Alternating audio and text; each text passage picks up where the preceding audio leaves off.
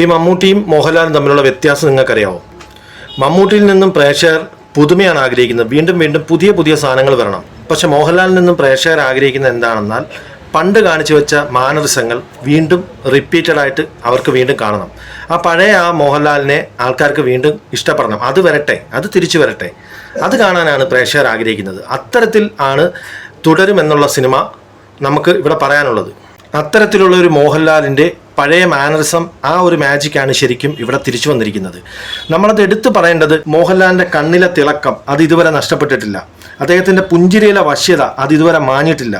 ശബ്ദത്തിലെ ലാസ്യത അത് ഇതുവരെ വറ്റിയിട്ടില്ല.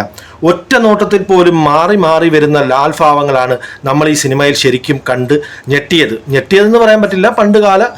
പഴയകാല സിനിമകളിൽ നമ്മൾ ഒരുപാട് കണ്ടിട്ടുള്ളതാണ്. അത് നമ്മൾ വീണ്ടും റിപ്പീറ്റ് ചെയ്തത്, അതാണ് റിപ്പീറ്റഡ് വാല്യൂ. മോഹൻലാലിൻ്റെ പ്രത്യേകത എന്ന് പറഞ്ഞാൽ പണ്ടത്തെ മോഹൻലാലിനെ, പണ്ടത്തെ ആ ഇഷ്ടക്കാരനെ നമുക്ക് തിരിച്ചു കൊണ്ടുവരണം.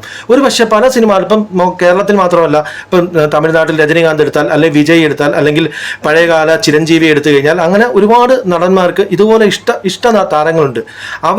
അവരെ സംബന്ധിച്ച് ജനങ്ങൾക്ക് വേണ്ടത് അവരെ വീണ്ടും കാണുക, അവരുടെ പഴയ മാനറിസങ്ങൾ റിപ്പീറ്റ് ചെയ്യുക എന്നുള്ളത്. അതാണ് ഞാൻ ആദ്യമേ പറഞ്ഞത്.